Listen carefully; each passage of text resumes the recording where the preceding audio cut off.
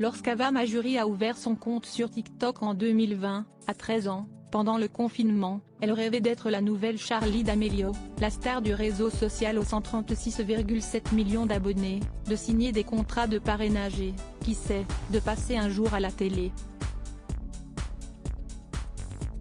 Si aujourd'hui, la collégienne de 15 ans, désormais forte de 1,2 million d'abonnés, enchaîne les interviews et les plateaux télé, encadrée de ses parents, Robert et Kimberly, s'y est surtout pour évoquer la face sombre de sa popularité sur les réseaux sociaux. Car, dans la nuit du 10 juillet 2021, à 4 h du matin, son père, un ancien policier de 51 ans, a abattu d'un tir de pistolet dans son jardin un jeune fan de 18 ans, Eric Justin. Le jeune homme avait parcouru près de 1800 km, d'Ellicott City, dans le Maryland, jusqu'à la maison d'Ava, à Naples, en Floride. Dans ses bagages, Eric avait glissé 2 téléphones portables contenant des milliers de photos d'Ava, et un fusil de chasse.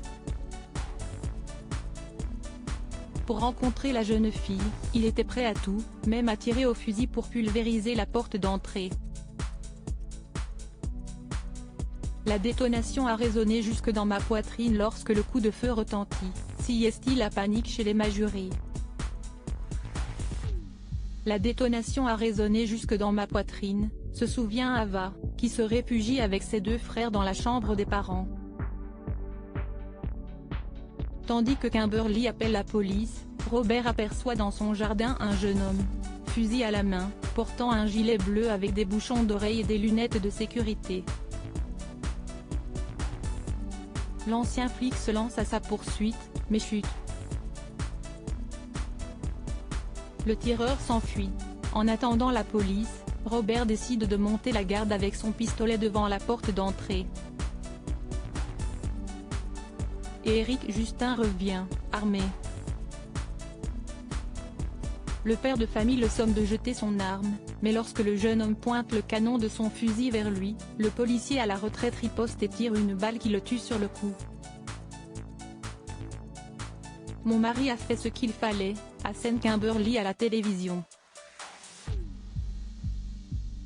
Robert ne sera pas poursuivi en raison de la loi sur la légitime défense.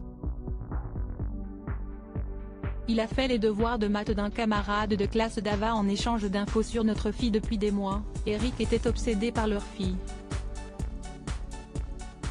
Tous les moyens étaient bons pour se rapprocher d'elle. Il a même fait les devoirs de maths d'un camarade de classe en échange d'infos sur Ava, s'insurgent les parents. Peu scrupuleux, certains camarades ont aussi accepté de lui vendre des informations personnelles sur l'adolescente, comme son adresse ou son numéro de téléphone. Dès 2020, Ava avait remarqué l'attitude insistante d'Eric sur TikTok. Au début, elle lui répond comme elle le fait avec tous ses fans. Il lui demande s'il peut lui acheter des selfies. Elle accepte, avec l'accord de ses parents, de lui vendre 2 photos pour 300 $. C'était juste des photos de mon visage. Point, tout mon truc, si estime mon joli sourire, si estime mon contenu, explique l'adolescente au New York Times. Mais Eric en veut plus.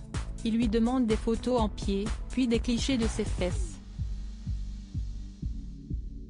Ava le bloque alors sur tous ses réseaux sociaux. Le fan harceleur la supplie de le débloquer en lui proposant de l'argent, jusqu'à plus de 600 $.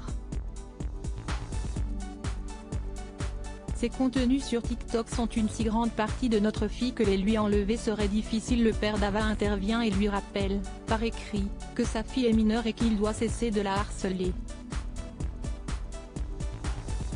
Nullement découragé, Eric fait part à un camarade de classe d'Ava de sa volonté de l'agresser.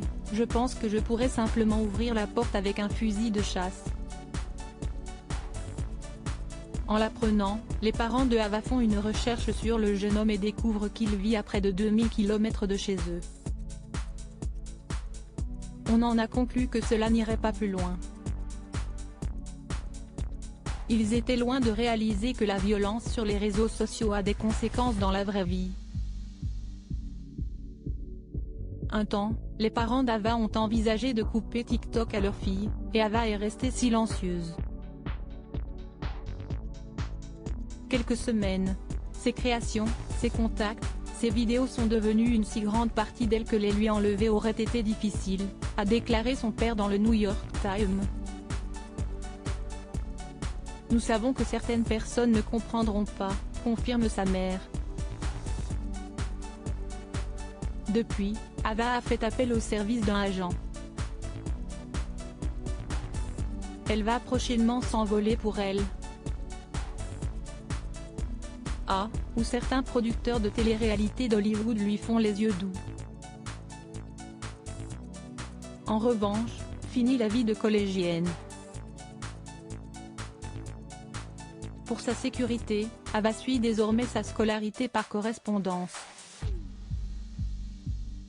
Elle a déposé plainte pour harcèlement envers le camarade de classe qui conversait avec Eric et qui, selon elle, la suit toujours.